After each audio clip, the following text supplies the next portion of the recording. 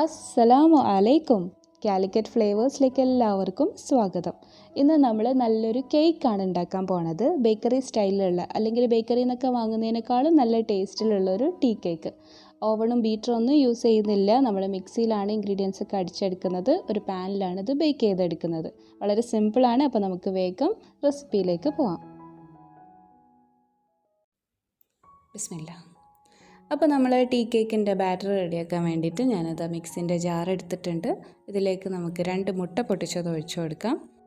പിന്നെ അതൊരു 1/2 കപ്പ് പൊടിക്കാത്ത പഞ്ചസാരയും ചേർത്ത് കൊടുക്കുകയാണ്. നിങ്ങൾക്ക് ചൂടോടെ കഴിക്കാനാണെങ്കിൽ ഇത്ര അധികം ചേർക്കണമെന്നില്ല. അത്യാവശ്യം നല്ല മധുരം ഉണ്ടാവും. ഇതിൽ കുറവ് മാത്രം ചേർത്ത് കൊടുത്താൽ മതി. നിങ്ങൾ പിറ്റേന്നൊക്കെയാണ് കേക്ക് കഴിക്കുന്നുണ്ടെങ്കിൽ ഈ ഒരളവിൽ തന്നെ ചേർത്ത് കൊടുക്കാം. പിന്നെ അതൊരു 3 ടേബിൾ സ്പൂണ് ഓയിലും കൂടെ ഒഴിച്ചു കൊടുക്കുകയാണ്. ഇതിലേക്ക് 1 ടീസ്പൂൺ വാനില എസൻസും കൂടെ ചേർത്ത് കൊടുത്തിട്ട് നമുക്ക് നന്നായിട്ട് അങ്ങോട്ട് അടിച്ചെടുത്തിട്ട് വരാം. നമ്മൾ മുട്ടൻ്റെ മിക്സ് ഇതാ ഒരു ബൗളിലേക്ക് ഒഴിച്ചു കൊടുത്തിട്ടുണ്ട്. ഇനി നമുക്കിതിലേക്ക് 1 കപ്പ് മൈദ ചേർത്ത് കൊടുക്കണം. അത് നമുക്ക് കുറച്ചായിട്ട് ചേർത്ത് കൊടുത്തിട്ട് മിക്സ് ചെയ്തെടുക്കാം. നമ്മൾ കേക്കിനൊക്കെ മിക്സ് ചെയ്തെടുക്കുമ്പോൾ എപ്പോഴും ഒരേ ഡയറക്ഷനിൽ തന്നെ മിക്സ് ചെയ്യാൻ ശ്രദ്ധിക്കുക. കുഴച്ചിട്ട് മിക്സ് ചെയ്യുന്നതിനേക്കാളും നല്ലത് അതാണ്. ഇതൊക്കെ ഒരുവിധം എല്ലാവർക്കും അറിയുന്ന ചെറിയ ടിപ്സാണ്, എന്നാലും ഒന്ന് ഓർമ്മിപ്പിച്ചെന്നുള്ളൂ. ഇനി ഇത് ബാക്കിയുള്ള മൈദയും കൂടെ ചേർത്തിട്ട് ഞാൻ മിക്സ് ചെയ്തെടുക്കുകയാണ്. ഞാനിവിടെ 250 ml മെഷറിംഗ് കപ്പാണ് എടുത്തിട്ടുള്ളത്. നിങ്ങളുടെ കയ്യിൽ മെഷറിംഗ് കപ്പൊന്നും ഇല്ലെങ്കിൽ നമ്മൾ സാധാരണ ചായ കുടിക്കുന്ന ചെറിയ ഗ്ലാസ് ഉണ്ടല്ലോ, അതിൽ അളന്നെടുത്താലും മതി. ഇനി ഇത് നമ്മൾ കേക്ക് ബേക്ക് ചെയ്തെടുക്കാൻ വേണ്ടിയിട്ട് ഒരു പാത്രം ചൂടാക്കാൻ വെച്ചിട്ടുണ്ട്. നമ്മൾ കേക്കിൻ്റെ മുകളിലേക്ക് ഡയറക്റ്റ് ചൂട് തട്ടാണ്ടിരിക്കാൻ വേണ്ടിയിട്ട് ഒരു തട്ടും കൂടെ വെച്ച് കൊടുത്തിട്ടുണ്ട്. ഇതിൻ്റെ മുകളിൽ നമ്മൾ കേക്ക് ടിന്ന് വെച്ചിട്ടാണ് കേക്ക് ബേക്ക് ചെയ്തെടുക്കുന്നത്. നിങ്ങൾക്ക് കുക്കറിൽ ചെയ്യണമെങ്കിൽ അങ്ങനെയും ചെയ്യാം. പുതിയ പാത്രം ഒന്നും എടുത്ത് ചെയ്യേണ്ട, പാത്രം കേടാവും. ഒരു അലുമിനിയം പാത്രമൊക്കെ യൂസ് ചെയ്താലും മതി. നിങ്ങൾക്ക് ഡയറക്റ്റ് സോസ് പാനിലോ അല്ലെങ്കിൽ കുക്കറിലൊക്കെ ഒഴിച്ചിട്ടാണ് ചുട്ടെടുക്കേണ്ടതെന്നുണ്ടെങ്കിൽ അങ്ങനെയും ചെയ്യാം. നമ്മൾ ഡയറക്റ്റ് പാനിൽ ഒഴിച്ച് ചെയ്യുമ്പോൾ കേക്കിൻ്റെ അടിയിൽ കുറച്ച് നല്ലോണം ക്രിസ്പി ആവാൻ ചാൻസ് ഉണ്ട്. വേറെ കുഴപ്പങ്ങളൊന്നുമില്ല. ഇനി നമുക്ക് കേക്ക് ടിന്ന് റെഡിയാക്കി എടുക്കാം. ഞാനിവിടെ 6 ഇഞ്ചിൻ്റെ ഒരു ലോഫ് ടിന്നാണ് എടുത്തിട്ടുള്ളത്. നിങ്ങൾക്ക് വേണമെങ്കിൽ ഒരു സാധാരണ സ്റ്റീൽ പാത്രമോ അല്ലെങ്കിൽ അലൂമിനിയം പാത്രമൊക്കെ യൂസ് ചെയ്യാം. ഇതിൽ ബട്ടർ പേപ്പർ ഒന്ന് ഒട്ടി നിൽക്കാൻ വേണ്ടിയിട്ട് ഞാൻ കുറച്ച് ഓയിലൊന്ന് തേച്ച് കൊടുക്കുന്നുണ്ട്. ഇല്ലെങ്കിൽ കേക്ക് ഇതിൽ നല്ലോണം ഒട്ടി പിടിച്ച് നിൽക്കും. ഇനി ഇതിൽ ഒരു ബട്ടർ പേപ്പറും കൂടെ അങ്ങോട്ട് വിരിച്ചു കൊടുക്കുകയാണ്. നിങ്ങളുടെ കയ്യിൽ ഇനി ബട്ടർ പേപ്പർ ഒന്നും ഇല്ലെങ്കിൽ ഒരു സാധാരണ പേപ്പർ എടുത്ത് അതിൽ നല്ലോണം ഓയിൽ തേച്ചിട്ട് അത് വിരിച്ചു കൊടുത്താലും മതി.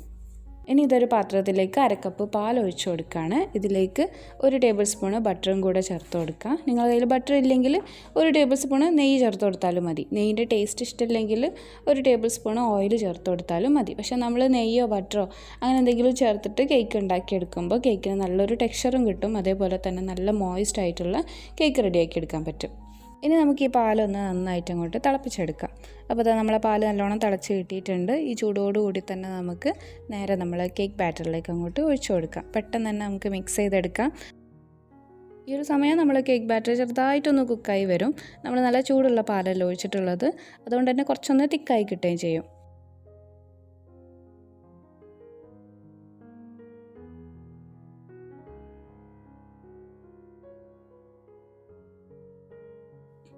ഇനി ഇത് ചെറിയൊരു പാത്രം എടുത്തിട്ടുണ്ട്. ഇതിലേക്ക് നമുക്ക് 1 ടീസ്പൂണ് ബേക്കിംഗ് പൗഡർ ചേർത്ത് കൊടുക്കുക. അത് അപ്പക്കാരല്ല കേട്ടോ, ബേക്കിംഗ് പൗഡറാണ്. നമ്മളിതിൽ ബേക്കിംഗ് സോഡ ചേർക്കണില്ല, അതുകൊണ്ടാണ് ഇത്ര അധികം ബേക്കിംഗ് പൗഡർ ചേർത്ത് കൊടുക്കുന്നത്.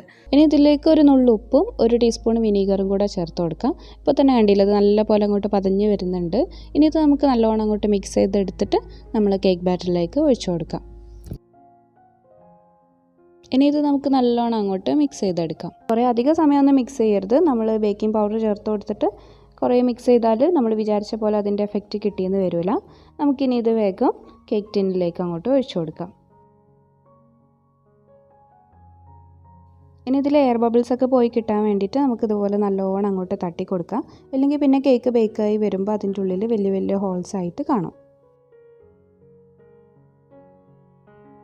നമുക്കിനി ഇത് നേരെ നമ്മൾ ചൂടാക്കി എടുത്തിട്ടുള്ള പാത്രത്തിലേക്ക് വെച്ച് കൊടുത്തിട്ട് മൂടിക്കൊടുക്കാം.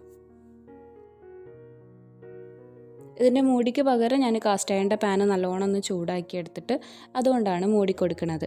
അല്ലെങ്കിൽ ഇതിൻ്റെ മുകളിലൊരു തട്ട് വെച്ചിട്ട് അതിൻ്റെ മേലെ കനലിട്ട് കൊടുത്താലും നമുക്ക് നല്ലോണം ഓവനിലൊക്കെ ബേക്ക് ചെയ്തെടുത്തിട്ടുള്ള പോലെ തന്നെയുള്ള കേക്ക് റെഡിയാക്കി എടുക്കാം.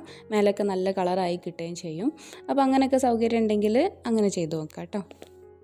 ഇപ്പോൾ ഒരു 45 മിനിറ്റ് കഴിഞ്ഞിട്ടുണ്ട്.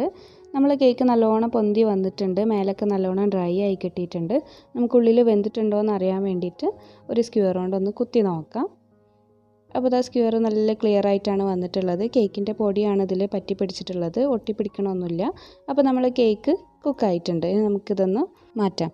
പിന്നെ അതൊരു മീഡിയം ലോ ഫ്ലെയിമിലാണ് കേട്ടോ കുക്ക് ചെയ്തെടുത്തിട്ടുള്ളത്. വല്ലാതെ ലോ ഫ്ലെയിമിലല്ല, ഒരു മീഡിയം ആയിട്ടുള്ള ലോ ഫ്ലെയിമിൽ. നമ്മൾ കേക്ക് ഇതാ നല്ലോണം ചൂടാറി കിട്ടിയിട്ടുണ്ട്. ബട്ടർ പേപ്പറൊക്കെ വെച്ചുകൊണ്ട് തന്നെ നമുക്ക് നല്ല എളുപ്പത്തിൽ ഇതൊന്ന് എടുത്ത് മാറ്റാൻ പറ്റും.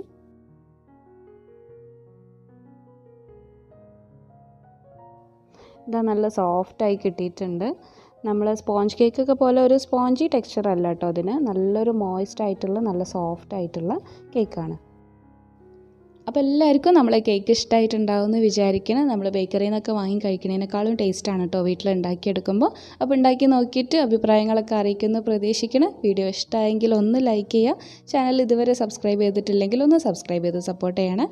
അപ്പോൾ ഇൻഷാ അല്ലാഹ് ഇനി നമുക്ക് അടുത്ത റെസിപ്പി ആയിട്ട് കാണാം. അസ്സലാമു അലൈക്കും വറഹ്മത്തുള്ളാഹി വബറകാതുഹു.